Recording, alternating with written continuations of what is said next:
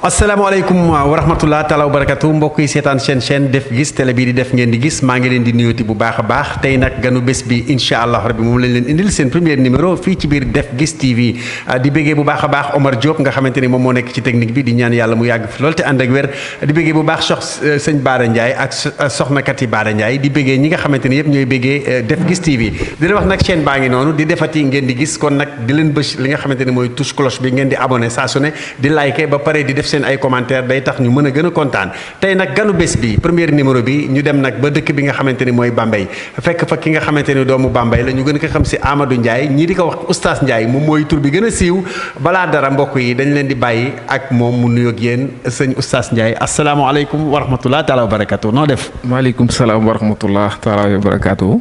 maa ngi nuyu askanu Sénégal gépp nag. jërëjëf. di nuyu askanu Bambey. parce que it lu ma doon ñoom la. ndeysaan. parce que bi ma taxawee lu mouvement ànd taxaw Bambey ba tey yendaluñ fanaanul parce que xam nañ ne Bambey dafa laajaat yeneen leader yu bees. da nga xamante ni bii tey ci politique de développement lañ yëngu. te yàlla dimbali nuñ ci bañ juddoo ba tey loolu lañ xam. te loolu lañ gëm. kon nag ñuy nuyu kilifa diine yi kilifa aada yi. ndeysaan. di nuyu sëñ Babacar Sy Mansour. ndeysaan. borom Tiwaawan nga xam ne mooy xalif général des Tidiane. ndeysaan. di nuyu sama xarit sama wëlëre muy sëñ Bekaay Kunta. sëñ Bekaay Kunta bu Njaasaan macha allah nga xam ne lu ma xewle day teew. di nuyu xalifa général yëpp nag yi ne ci Sénégal yëpp. di nuyu waa mouvement ànd taxaw Bambey. parce que sama politique man ci mouvement laa njëkkee muy mouvement ànd taxaw Bambey. maa ngi leen di nuyu ñoom ñëpp nag tous les membres yi nga xam ne ci mouvement ànd taxaw Bambey lañ nekk. en tout cas ñu ngi koy jaajëfal bu baax di bëggee waa mouvement ànd taxaw Bambey ki nga xamante ne nag tey moom la ñuy dalal moom mooy Oustaz Ndiaye di doomu Bambey Oustaz Ndiaye d'abord yow ak Bambey histoire la da ngeen fa dem dëkk wala Bambey nga juddoo wala dañ affecté woon sa papa foofu mu dem dëkk fa nu mu demee sa diggante ak Bambey. loolu boo ma ci Pa Ousmane ko question boobu question ba neex la parce que Bambey laa juddoo. waaw fa laa màggee. waaw.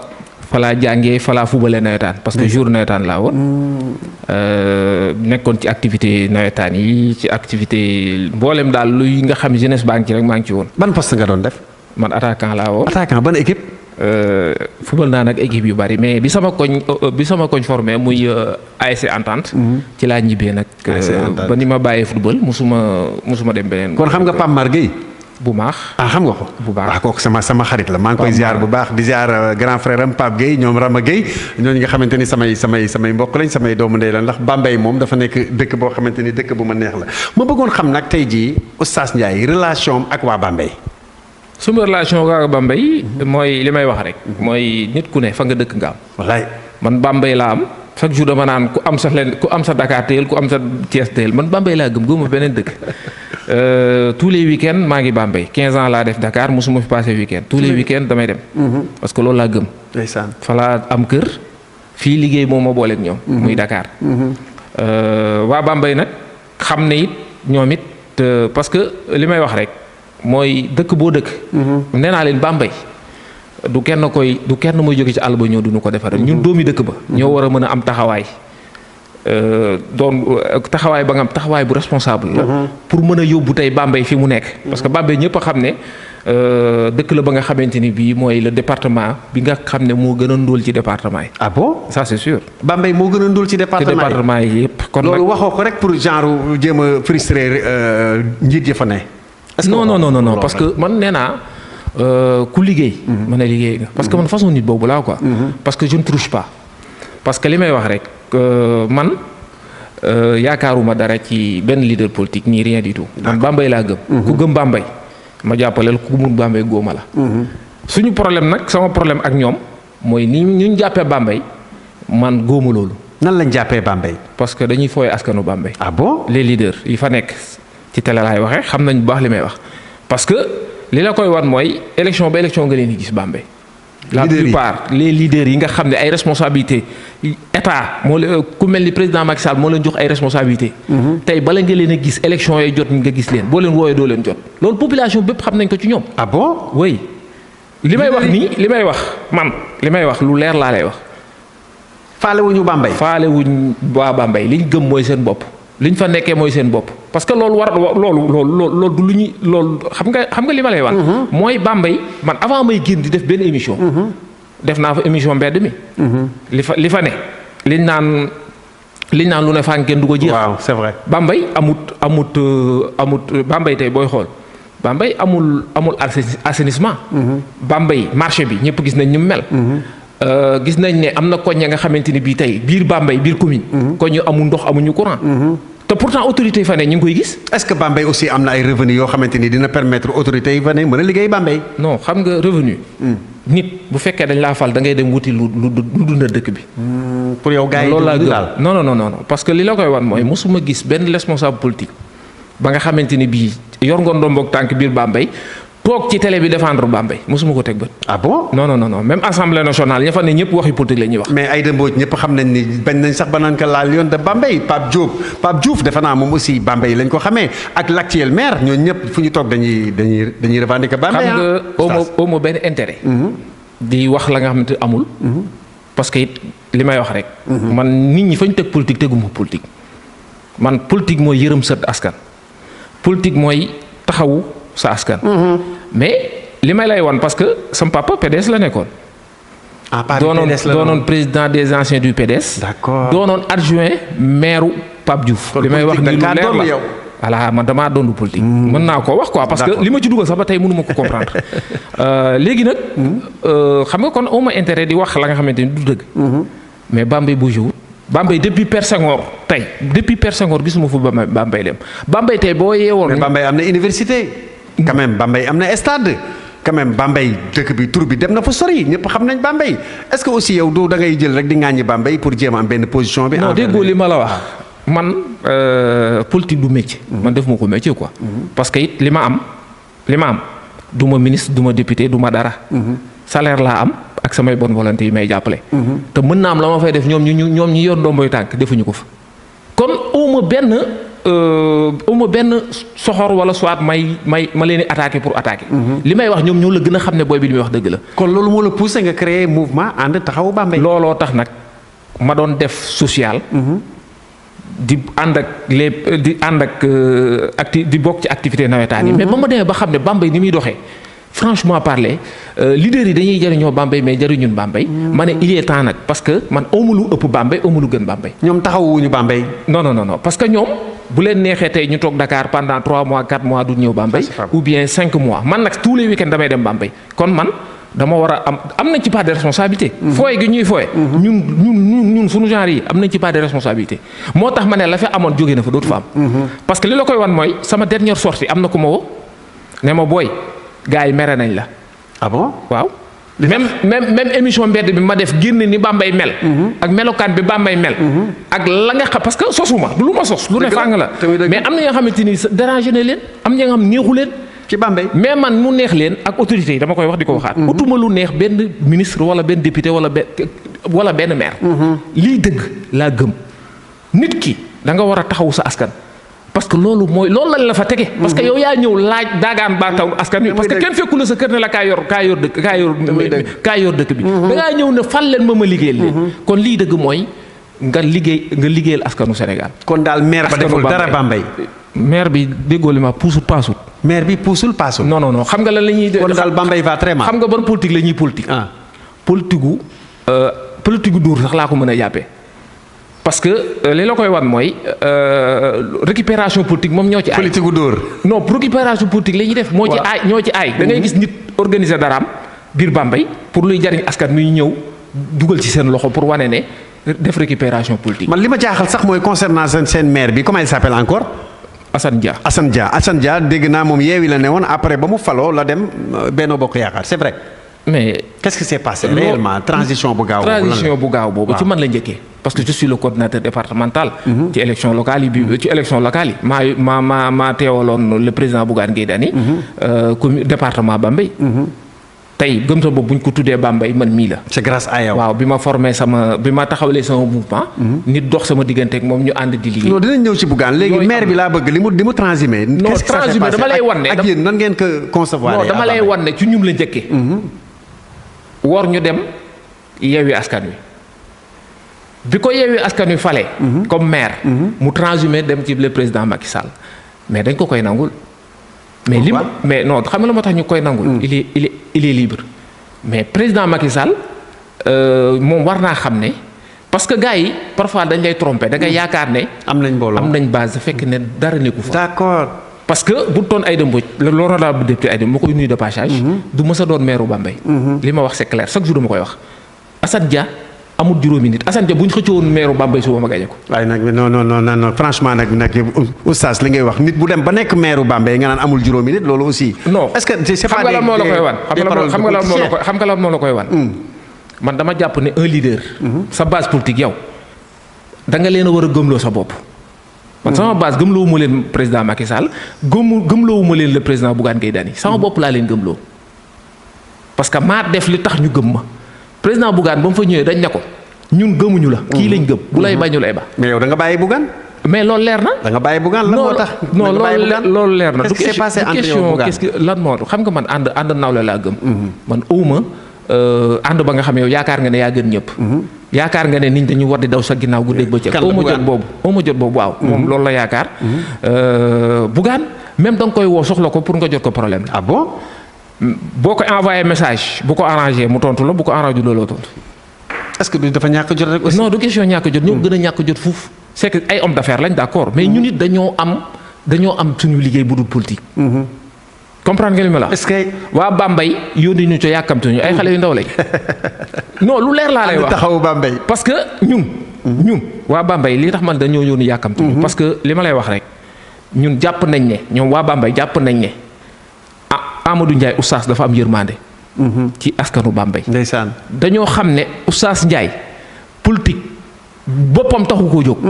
foo tourné dañ la koy wax parce que bu ma sama bopp rek taxoon na jóg wax dëgg si yàlla ngi may suturaal. est-ce que mais man ci boppam ma am yërmande waa Bambey man nag ma xam ne lii waa Bambey nekkee am naa ci part de responsabilité ma jóg pour dénoncer nag lu fa nit maanaam li ma nee loolu li fa amoon dootu fa am parce que amul nag benn jeune bu amoon courage taxaw jàkkaarloog ñoom amul.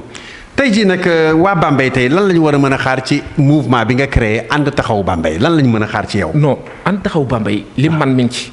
muy lan mi ngi ci social. di dimbali ay néew di dimbali nit ñi. ku feebar ñu dem taxawu la. ak ya nga xamante ni bugguma ko sax di wax ci télé.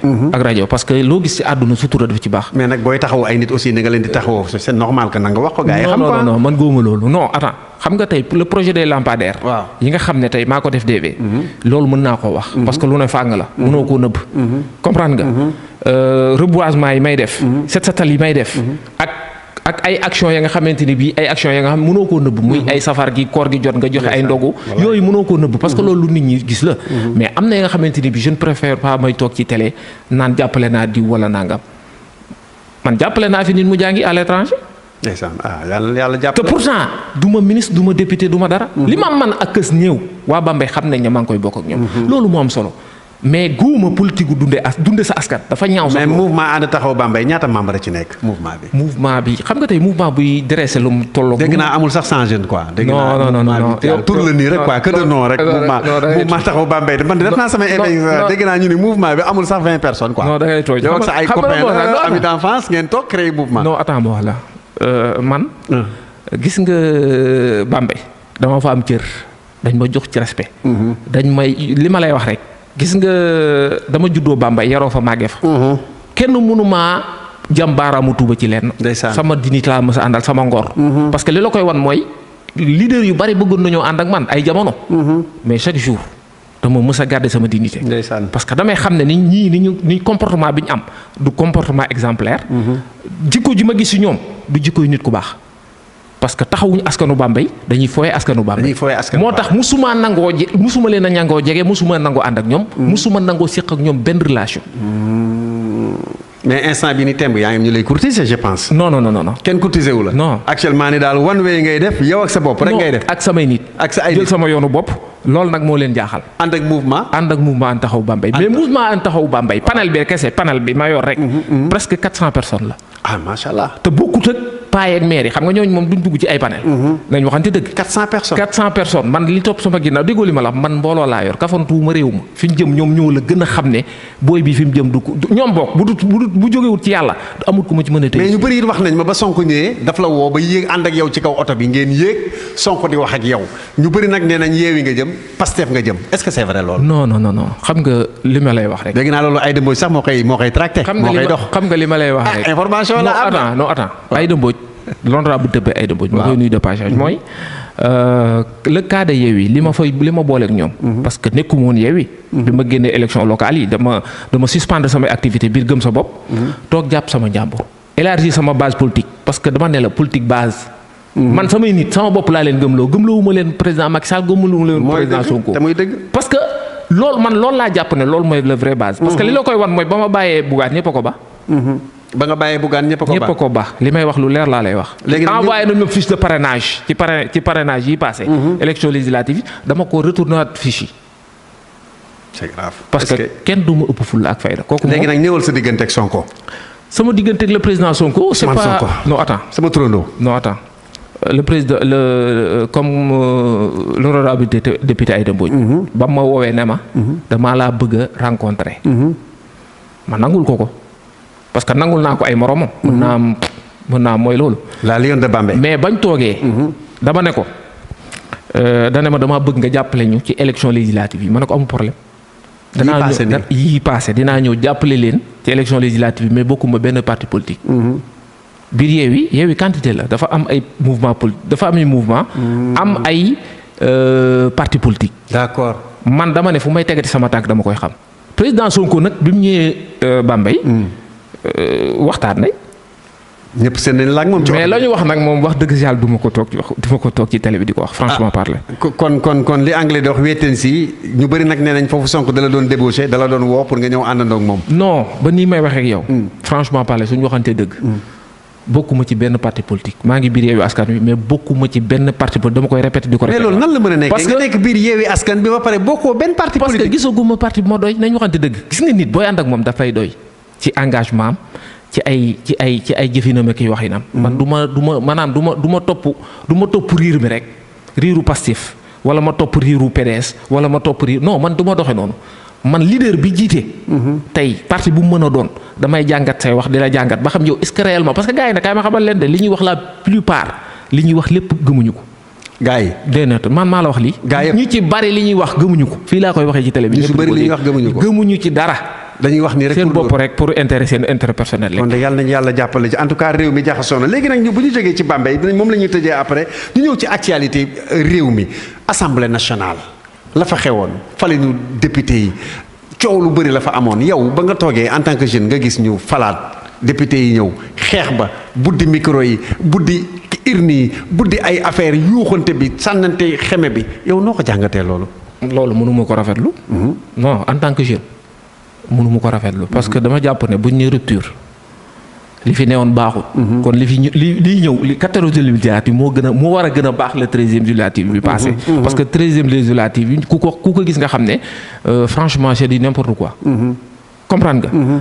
man nag ñëpp laay jam baaraamu tuuma c'est pas question que ne Yewwi Askan Wi ñoo ne ci dëgg wala soit Benno Bokk Yaakaar. parce que dama jàpp ne ay référence lañ war a doon ci askanu Sénégal. ay royukaay lañu war a doon. dama jàpp ne dañu war a joxe un bon exemple wane image bu baax parce que dañuy xam ne image yi day wër ci monde entier yi. wallaay kon nag dama yaakaar dañu war a defaraat seen toogaay ñoom ñëpp nag laay waxal. mais li ma jaaxal ñee nee nañ duñ leen may dara ñii it nee nañ duñ leen may dara. non man li ma jàpp mooy. koo dégg mu naan la duma leen may dara c'est qu'il faut ñu bàyyi. politique pour politique. non man dama jàpp ne le président Macky Sall bu defee lu baax nañu ko nangul ne def na lu baax. su defee safaan bi ñu taxaw ne ko lii nga def ànduñu ci. man loolu laa gëm. président Sonko bu defee lu baax wala mu wax lu baax nañ jàppee ne ñëpp pour defar la. parce que tenir na un discours responsable. Sonko waaw. bii passé. mooy bi nga xam ne bi muy def réception camion yi mu jëndoon pour Ziguinchor. wax na discours ba nga xamante ni bii man gisuma Sonko. mais drapeau Pastef la ci def. non defal ndaak man gisuma Sonko. xam nga lu ma gis. la mu wax la mu wax xaw ma nag la mu wax gëm na ko wala gëm ko. mais camion yi dégg naa drapeau Pastef la ci def de. non man franchement. en tout cas loolu la ñuy wax de. en tout cas d'accord parce que ñi ngi ko doon ŋàññi président Macky Sall. man jàpp naa ne. Abdoulaye Wade bleu Macky marron. non loolu non mais nag kaay ma xamale leen kuy digg la càngaay day fekk nga sangu. mi ngi noonu yow boo nee parce que bus yi ku nekk wax na ci. waaw bus yi beige marron biñ ko peinture. parce que président Macky Sall nanga mais nag ñoom it dañoo war a doxe. parce que bu ñu nee président Macky Sall yoon bi mu aw baaxul. ñoom bu ñu ñëwee waruñu décevoir askan bi. man loolu laa jàpp. mais nag parfois politiciens yi li ñuy wax ak dëgg intérieurement li nekk ci ñoom ça fait deux. mais nag kon léegi ak askan bi ñoom la ñuy joué parce que bu ñu toogee ni li ñuy wax ñu politique yow ngay politicien nga taxaw nga ni politiciens yi bëri li ñuy wax du dëgg mais y a de quoi avoir peur. quand même je ne suis pas politicien. y a de quoi avoir peur. man nakaay ma xamante yow lan nga. non du ma politicien comme politicien yi non. mais politicien nga. man non je fais de la politique d'accord. mais ak façon bi ñu koy defee ak façon bi moo koy defee. mais politicien nga. non d'accord déggoo li ma la wax ma lu ma la ko de. mais jikko ji politicien yi yor. man ñaanuma yàlla am na jikko yooyu ñaanuma ko yàlla yor franchement parler. loolu mooy rupture quoi. parce que lii wax ji mooy looy wax day fekk nga gëm ko. man loolu laa gëm. wallaahi. looy wax askan wi day fekk nga jëfee ko mais wax ak askan wi pour lan pour bëgg a falu. ñu fal la nga defee neneen te looloo fi ëpp. mais la plupart loolu moo fi. mais oustaz ñi fi daan nekk yëpp loolu lañ daan wax bu ñu faluwul mais bu ñu faloo ba pare rek affaire yi commencé dugg climatiseurs yi bëri voyage yu bëri rek nga gis. nañu mais loolu wor la. loolu wor askan bi la. wor la xam nga li ma jàpp politique jaamu yàlla la te nit ñi dañ koo jàppee fowukaay. politique du fo. parce que askan wi kenn wul leen fooy. askan wi gis nga man li ma jàpp mooy affaire du président Macky Sall de affaire du président Sonko de. kan la ñun suñu wàllu bopp ñoo war a xoolaat suñu bopp. Sénégal ñun sénégalais yi. ñun suñu boppam ñoo war a xoolaat suñu bopp. ñoo war a yaraat suñu bopp. defaat suñu bopp éducation de base. loolu moo ñu manqué. éducation. te ba pare sénégalais. benn jikko ne ci ñoom dañoo soxor. waaw loolu de moom feebar la fi ci réew mi moom. soxor dañ ko def gis nga nit loo contre nit ki. na nga ko nangu li ko yàlla defal. wallaay ndeysaan. man loolu laa gëm. man lu ma contre nit ki dama koy nangu li ko suñu borom defal. parce que nag yàlla mooy def ci nit ki tey buñ ne Oustaz Ndiaye waa Bambey dañ koo gëm. Oustaz Ndiaye tey kañ la dugg ci politique ak kañ la ko waa Bambey jox bopp. loolu mbiru suñu borom la. léegi nag comme temps bi day waaj a jeex te émission bi guddul fanweeri simili rek la ñu am dama bëggoon nga tënkal ma ci nouveau gouvernement bi ñu teg nii ak li nga xamante ni moom la ñu bëgg def amnistie ki nga xamante ni moom mooy Karim Wade ak Khalifa Sall yow noo jàngatee ñooñu nouveau gouvernement bi ak amnistie bi. le nouveau gouvernement. waaw. xam nga nit ku ne yaakaar nga am. gouvernement de combat lañ wax de. non gouvernement de combat. non attends man mën naa am fi opposition bi xoolee du ma fa xoolee. tey moom du ma fa xoolee. parce que nit ki suñ tegee gouvernement bu bees tegal leen feuille de route le président Macky Sall. ne dafa bëgg tey jële ci jafe-jafe dafa fee bëgg a jële jafe-jafe askan bi. man li ma gëm mooy gis nga jata yàkkamti parce que. ça c'est sûr bu ñu doxalee Sénégal nañ xam ne doxal nañ. bu ñu doxalu nañ xam ne doxalu. 15 mois ci man moo tax yu bëri du ma ci wax en tout cas teg nañ gouvernement bu bees liñ naan daal seetaan dàq ci ndaje. man foofu laa toll. le temps nous dira. voilà c'est Karim Wade ak Khalifa Sall d'accord nga ñu amnistier leen wala. noo jàngatee affaire ba nga ko déggee rek. non xam nga tey nit ki mënta def. ñu ne dafa def. comprendre nga. justice daan ko. daan na ko. waaw man li ma gëm mooy parce que li kaay ma xamal leen su fekkee ne ku sàcc alal réew mi. ñu baal la suba ñu baal la. kon ñeneen ak ñeneen dañ koy def. Khalifa nag. non Khalifa Sall dama am yërmande ci moom nag quand même si bu ñu waxantee dëgg. parce que li ko dal dafa metti si on se dit la vérité. kon moom jëlul dara. non je ne sais pas. jël na wala jëlul moom doo ci dugg. parce que it yoon dafa am. mais d'accord nga amnistie bi. je ne suis pas d'accord. yow yaakaar nga ni Yewwi du tas à l'avenir. Yewwi mën naa tas. parce que bokkuñu feuille de route chaque jour ma koy wax Yewwi Wallu. bokkuñu jëmukaay dañuy nax seen bopp rek. c'est que politique bi dañuy naxante rek. kon fu nekk nii dañuy naxante quoi. mooy yow déggoo li ma la wax fi mu ne nii xoola ku nekk da ngay jéem a dóor rek. mais ñoom ñépp ñoo la gën a xam ne ku ci ne sa intérêt personnel ku ci ne sa avenir politique ngay xool. léegi nag beneen bi ma lay laaj dama bëgg laaj rek procès Adji Sarr Ousmane Sonko pour yow dafa war a am wala du am. bu ma ci dugal ci procès boobu. je m'en fous de ça. yow loolu. sama yoon nekku ci. Sénégalais yaa ngi koy wax xam nga la moo tax. dañoo sonn ci dossier Adji Sarr ak Ousmane Sonko franchement parler man loolu du ma ci wax de. billaay du ma ci wax parce que xam nga la moo tax. Sénégalais yi dama yaakaar ne dañoo am beneen priorité lu dul ay procès Ousmane Sonko. Adji Sarr man jàpp naa nu ñu war a redresser Sénégal ba Sénégalais yi nekk ci jàmm comprendre nga. dund gi wàññeeku ku feebar faju emploi des jeunes. man loolu laa gën a jàpp ne loolu mooy priorité au Sénégal mais du affaire dossier Adji Sarr ak Ousmane Sonko. tey bu ñu la tegaloon Macky Sall ne la jox ko conseil loo koy wax. le président Macky Sall. xam nga le président Macky la yow conseillé ko ak réew mi fi mu toll nii lan nga koy wax. le président Macky Sall li ma koy conseillé ñaar la mooy le président Macky Sall xam nga tey doone amul bilan. parce que nag man du ma nekk opposition rek tax ma ne lu président Macky Sall. def baaxul BRT de dox na non du ma ne lu président Macky Sall de xam nga am na dañuy opposé noonu. am na dañuy ak njëkk yu seer yi. non attends ma wax la am na dañuy opposé. président Macky Sall lu mu def baaxul. non def na lu baax on se dit la vérité. def na safaan bi def na lu baax. kon loolu il faut ñu nangul ko. tey loo koy conseillé. lu ma koy conseillé mooy lan. mooy na def le tout ba Sénégal dund gi wàññeeku ku feebar faju jéem a créer emploi des jeunes. ndaw yi liggéey. loolu su ko defee ça c'est sûr que ne Sénégalais yi. Sénégal daal gëm naa ne dina neex quoi mais nag franchement sénégalais yi sonn nañ. tey jii nag dernière li ngay mot bi rek mooy comme wax ko bu Macky Sall moom mooy l'opposant noonu lañ ko wax ñu ne moom mooy opposant bi nekk numéro 1 fii ci Sénégal Ousmane Sonko comme li nga waxal Macky Sall tey boo jëndoon ak Sonko mu nekk sa grand frère loo koy wax. le président Ousmane Sonko. waaw il a un défaut. ah am na défaut. nit ko amul défaut amul. Ousmane mu sell mi ni ko gars yi di waxee. non déggalul ma wax la man gis nga man damaa gëmut li gars yi di opposé. mais moom ban défaut la am. am na défaut ba nga xamante ni bii sur le plan de communication am na défaut. ah bon. non parce que Ousmane Sonko buy wax day mel ni amul sax ay conseil en communication. mais Sonko il parle très bien. non il parle très bien mais parfois ay waxam. gisuma ne en tout cas ay waxam wax de provocation lay wax. moom lay provoqué. voilà c'est pas loolu man rafetlu ma ko quoi. ay waxam il faut mu xoolaat ko bu baax a baax. en matière de communication. je n'ai rien contre lui nag franchement. parce que jeunesse bi am na ñu ko tax sénégalais yi am na ñu ko jox bopp. kon dañ ko nangul loolu. mais it na defaraat toogaayam. defaraat ay waxinam ak kàddoom. loolu rek laa koy conseillé wu ma ko leneen.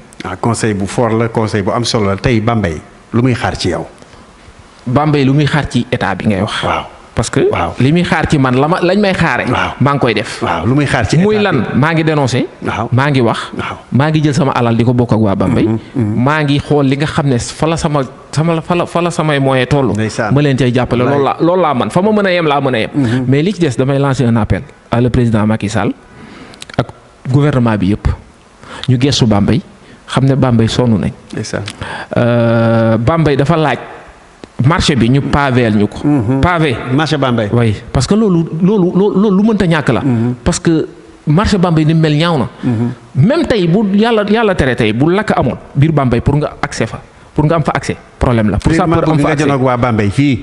janoog ñoom nga wax ak ñoom pour tey sapeur am accès tey biir marché bi problème la. Bambey amul assainissement. nit ñi ngi bëgg a dee borom kër yi xoolal ko ñëppay taa. kon yëpp nag amul bu dul bàyyi maanaam bu xasee ba taw pour nit ñi génn sax problème la seen kër yi parce que amul benn assainissement Bambey am na koñ ya nga xamante ni biir commune bi amuñu ndox amuñu courant Yankhoba Diattara ma koy interpellé waat bu baax a baax ministre des sports pour suñu stade bi 3 ans ngi nii ñu tëj ko amul maanaam nawetaan amul dañ ñëwoon pour réceptionner stade bi defar ñu mur de clôture lalal ñu gazon synthétique defar ñu benn tribune 3 ans ëpp na ci ay jeunes yi nga xamante ci lu toll ni Bambey nga xam ne tey vacances yi amuñu Bambey amul dara Bambey bu dul ful nawetaan bu dul nawetaan amul benn activité. kon nag ma koy lancer un appel rek mu jimbali ñu ngir yàlla defar ñu yeggale ñu suñu stade bi ba nawetaanu déwén ba tey vacances yi déwén yi incha allahu rabi jeunesse bi mën a fuwal nawetaan loolu it la nga xamante ni bi maa ngi koy lancer un appel pour mu jàppale ñu ci ak le président de la république parce que it mooy président de tous les sénégalais. jërëjëf mbokk yi ñuy seetaan seen ganuk bés bi ki nga xamante ni moom lañ dalal tey il se nomme tout simplement Oustaz Ndiaye nekk doomu Bambey mu am nag chaîne boo xamante ni moom it nee na dina ko ubbil pour yéen waa Bambey lépp loo xamante ni information la rek jëm ci Bambey di ngeen ko xam chaîne bi mën na ko Oustaz na la tudd mun ma Bambey News ma ne ko yow nag da ngaa dooj Bambey News mooy maanaam information dootu leen réer ci biir Bambey loolu dëgg la de. dëgg la bi ngi ñëw. non parce que c'est normal. waaw parce que it Bambey dafa war a am chaîne ba nga xamante ne bii. franchement war nañ mën a wane li nga xam ne tey ay manquement la biir Bambey te it le président Macky Sall na jàppale étudiants yi Bambey sonn nañ. léegi nag ma la bëggoon laaj li may tëjee rek Cheikh Bara Ndiaye borom def gis xam nga ko. Cheikh Bara Ndiaye xam naa ko. loo mën a wax ci Cheikh Bara Ndiaye mi ngi lay seetaan. Cheikh Bara Ndiaye macha allah. dama koy seetaan du ma raté benn émission. parce que waxewul bakkanam. xam nga lu muy waxee. ci dëgg. ndeysaan. parce que macha allah genre yooyu dañu war a bëri ay Cheikh Bara Ndiaye yu bëree bëri Sénégal. parce que li may wax rek xam nga le président Macky Sall tey ku ko wax dara ci la nga xamante ni bii njariñam la nit ñi da nga koo contre. ku wax ci dara ci président Sonko nit ñi bu ñu xëyee saaga la. loolu moo fi war a jeex. Sénégal wallaay ndeysaan. Sénégal dañu war a xool ki nga xam ne mi ngi wax njariñ. xool ki nga xam ne mi ngi def la nga xamante ni bii njariñu askan bi la. buñ la mënee jàppale ñu jàppale. buñ la mënee apprécier ñu apprécier. parce que loolu mooy doxal Sénégal. jërëjëf. franchement parler ma leen di gërëm di leen sant di leen remercier ci invitation bi. Guest TV macha allah. waaw télé bi di def ngeen di gis. non loolu moom macha allah. parce que dama koy suivre. parce que li may wax rek. mooy média bu amul Sénégal. média tey boo xool fi Sénégal yegg nii média moo ko fa yeggale. en tout cas ñu ngi lay jaajëfal. dossier boobu pare gu ma ci de. di nga ko topp waaw parce que am naa ci lu gën a xóot loolu. incha allah rabi nañ ci wax. en tout cas ñu ngi lay jaajëfal bu baax di la bàyyi nga tàggatoo ak mbokku téléspectateur u Def Gis bi TV yi la doon seetaan Oustaz Ndiaye. waaw maa ngi gërëm ñëpp rek. di sant mbokki Sénégal gépp. jërëjëf. di sant waa Bambey. di sant mouvement taxaw Bambey. wallaay parce que lu ma doon ñoom la nag. wax dëgg si yàlla parce que ñoo ma wóolu ñoo ma jiital xeex bi may mëne ñoom laa ci àndal. te wéetuma ci. kon nag maa ngi sant ñëpp di gërëm ñëpp. ndeysaan. en tout cas ñu ngi koy sant bu baax a baax ganuk bés bi tey ki nga xamante ni moom lañ dalaloon Amadou Ndiaye ñu gën ko xam si Oustaz Ndiaye président mouvement ànd taxawu Bambey image yi bu leeree jaar yoon jàppale ni Omar Diop la ñu ngi koy sant bu baax di ko gërëm di bëggee Cheikh Bara Ndiaye borom Def Gis di ñaan yàlla mu yàgg fi loolu ci wér incha allah beneen semaine dinañ leen indilaat beneen gan ci ganu bés bi jërë ngeen jëf.